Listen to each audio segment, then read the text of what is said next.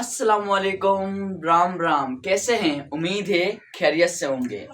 आज एक important topic discuss करते हैं फिर से once again about the biological molecules के अंदर। बायोलॉजिकल मॉलिक्यूल्स के अंदर एक इम्पोर्टेंट टॉपिक डिस्कस करते हैं, that is about organic and inorganic compounds के अंदर बारे में।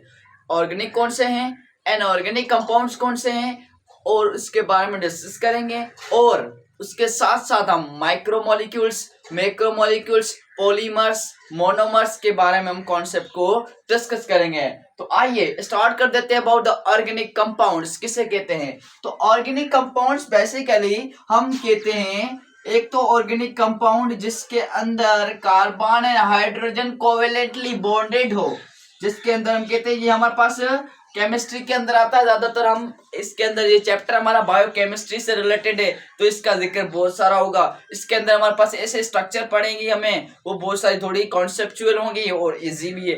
तो ये स्ट्रक्चर से पूरा का पूरा चैप्टर है वो अबाउट द ऑर्गेनिक कंपाउंड्स के बारे में। तो स्टार्ट करते हैं। ऑर्गेनिक कंपाउंड्स किसे कहते हैं? तो ऑर्गेनिक कंपाउंड्स है जिसके अंदर कार्बन एंड इट्स डेरिवेटिव्स, जिसके अंदर कार्बन और उसके डेरिवेटिव्स मौजूद हैं तो उसे हम कहते हैं डेरिवेटिव्स। जिसके अंदर कार्बन और उसके डेरिवेटिव्स मौजूद हो, यानी कार्बन और दूसरी चीज उसके साथ साथ कोई ना कोई चीज बॉन्डेड हो, वो कहलाते हैं ऑर्गेनिक कंपाउंड्स।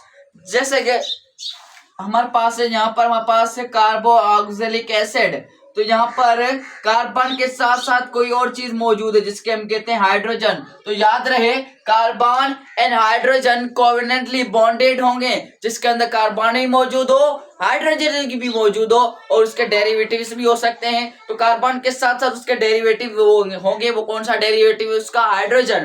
तो याद रहे कार्बन एंड हाइड्रोजन दोनों कोवेलेंटली बॉन्डेड होंगे। जिस कंपाउंड्स के अंदर कार्बन एंड हाइड्रोजन है, that means you understand these are the organic compounds. Got it?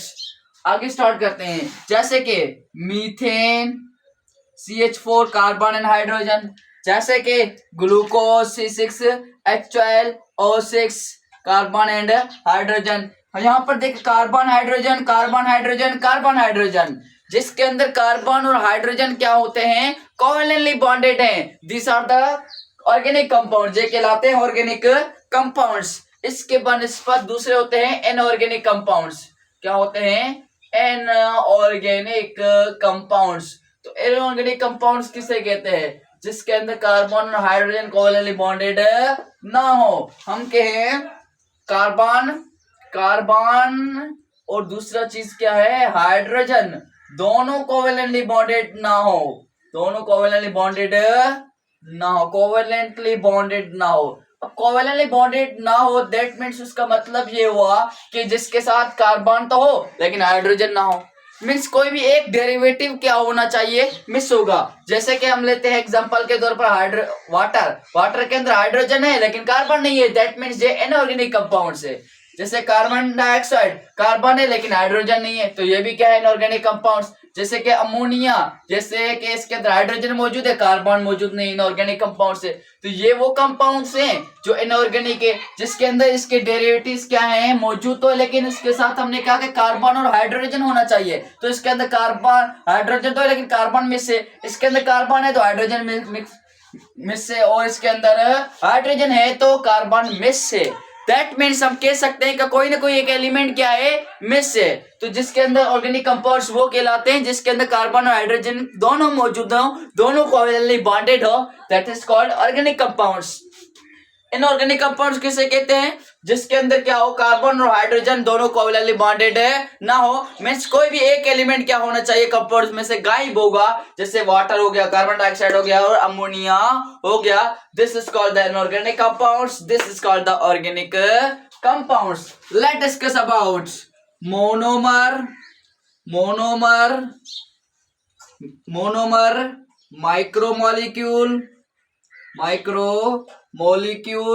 Micromolecules and small molecules. हमने कहा monomers, micromolecules and small molecules किसे कहते हैं? तो ये एक किस्म के हम कहते हैं छोटे मॉलिक्यूल्स होते हैं। ये क्या होते हैं? जिसको हम स्मॉल मॉलिक्यूल भी कह सकते हैं। तो वो छोटे मॉलिक्यूल्स जो कि एक बड़ा मॉलिक्यूल बनाते हैं, तो आप उसको मोनोमर भी कह सकते हो, माइक्रो मॉलिक्यूल्स भी कह सकते हो, स्मॉल मॉलिक्यूल भी कह सकते हो। एक एग्जांपल लेते हैं, जैसे कि प्रोटीन्स। अब प्रोटीन्स को बनाने वाली चीज होती है छोटे मॉलिक्यूल, जिसे हम कहते हैं अमीनो एसिड, जिसे हम उसको पढ़ते हैं अमीनो एसिड भी पढ़ा करते हैं इसको, अमीनो एसिड। तो ये के एक प्रोटीन से लार्ज मॉलिक्यूल है, protein is a large molecule, amino acid है स्मॉल मॉलिक्यूल। आप कह सकते हो कि अमीनो एसिड मोनोमर है, आप कह सकते हो अमीनो एसिड माइक्रो मॉलिक्यूल है, आप कह सकते हो अमीनो एसिड स्मॉल मॉलिक्यूल है। ऐसा ही है। तो micro molecule, monomer, small molecules, these are the same things. Monomer कौन सा है? प्रोटीन का मोनोमर कौन सा है? Amino acid. प्रोटीन का माइक्रो मॉलिक्यूल्स कौन सा है? Amino acid. प्रोटीन का स्मॉल मॉलिक्यूल कौन सा है? Amino acid. तो अमीनो एसिड क्या है? एक किस्म के मोनोमर से, किसके? प्रोटीन्स के। दूसरी इसके बनस्पत दूसरी चीज होती है जिसे हम कहते हैं, जिसको हम कहते हैं polymer,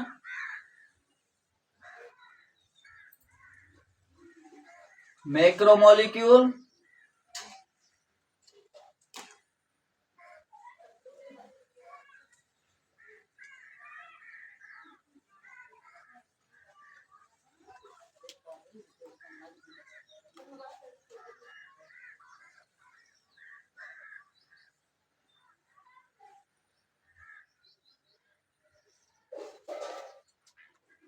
polymer, macromolecules and large molecules, ये तीनों सेम चीज है। तीनों क्या है? सेम चीज है। तो पॉलीमर्स का मतलब क्या? Large molecule. मैक्रोमोलिक्यूल का मतलब लार्ज मॉलिक्यूल। लार्ज मॉलिक्यूल यानी बड़ा मॉलिक्यूल्स, जैसे कि प्रोटीन से। Protein is a large molecule. आप प्रोटीन को पॉलीमर भी कह सकते हो, प्रोटीन को मैक्रोमोलिक्यूल्स भी कह सकते हो, प्रोटीन को लार्ज मॉलिक्यूल भी कह सकते हो। जैसे इसके साथ और एग्जांपल है कार्बोहाइड्रेट है, इसके साथ हम और एग्जांपल है न्यूक्लिक एसिड है, इसके साथ हम और एग्जांपल है तो हमारे पास लिपिड है। तो ये क्या है? मैक्रोमोलिक्यूल्स, पॉलीमर है। और इसके बहुत सारे एग्जांपल हैं, जैसे ग्लूकोज है, जैसे कि फैटी एसिड है, जैसे कि न्यूक्लियोटाइड है। ये क्या है? ये वो चीजें हैं जो मोनोमर्स हैं, जो छोटे छोटे मॉलिक्यूल्स हैं, जो कि बड़ा मॉलिक्यूल को क्या करते हैं? बिल्डअप करते हैं। तो ये है मोनोमर, माइक्रोमोलिक्यूल, स्मॉल मॉलिक्यूल। ये है पॉलीमर, मैक्रोमोलिक्यूल, लार्ज मॉलिक्यूल। ये हमने डिस्कस किया ऑर्गेनिक एंड इनऑर्गेनिक कंपाउंड्स के अंदर difference. If you any questions then you may ask in a comment section. Thank you. अल्लाह हाफिज।